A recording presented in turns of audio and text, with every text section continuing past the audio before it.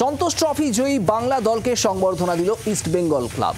শুক্রবার ক্লাব তাঁবুতে গোটা দল, কোচিং স্টাফ এবং কোচেস কমিটিকে সংবর্ধনা দেওয়া হয় লাল হলুদ শিবিরের তরফে।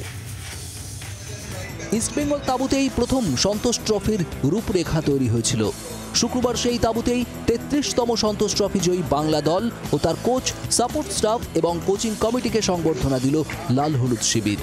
অনুষ্ঠানে এসে বাংলার কোচ সঞ্জয় সেনকে ২ মাস অন্তর শিবির করার পরামর্শ দিলেন রাজ্যের ক্রীড়ামন্ত্রী অরূপ বিশ্বাস।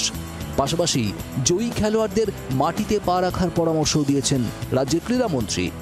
ফোকাস থাকবে এবং সেই প্লেয়াররা কিন্তু আগামী দিনে উঠে আসবে। মানে আপনারা ওই প্রস্তাবটা, আর আরেকটা জিনিস যেটা বেশ কয়েকটি প্রোগ্রামেই দেখলাম উনি পার্শ্ব করছেন, যেটা এই যে ১১টা প্লেয়ারকে মানে আপনি গত বছর ভূমিপত্র চালু করেছিলেন, কিন্তু ১১টা প্লেয়ার আমার ইচ্ছা আছে এই বছর আরো অনেকটা বাড়িয়ে দেয় এবং ভূমিপুত্রকে গুরুত্ব দিতে হবে, নইলে পরে বাংলার প্লেয়ার উঠবে না। সন্তোষ জেতার পরেই রাজ্য সরকারের তরফে পুলিশে চাকরি পেয়েছেন প্রত্যেক ফুটবলার।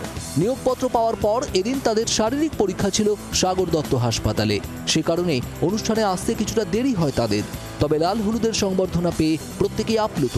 প্রাক্তন ফুটবলার দীপেন্দু বিশ্বাসের সঙ্গে ভালো খেলার প্রতিশ্রুতি দিয়ে গেলেন এবারের সন্তোষের নায়ক রবি হাঁসদা এবং ইসরাফিল দেওয়ান।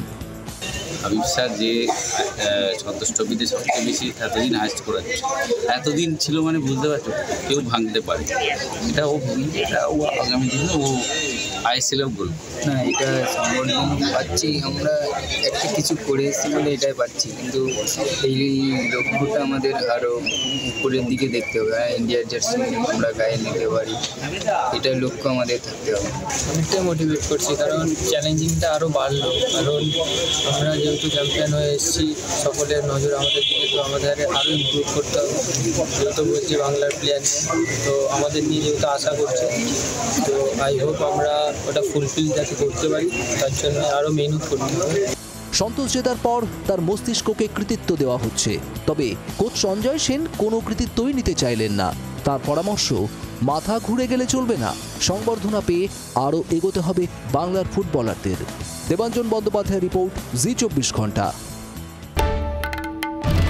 বাংলার আওয়াজ, বাঙালির আবেগ, জি24 ঘন্টা।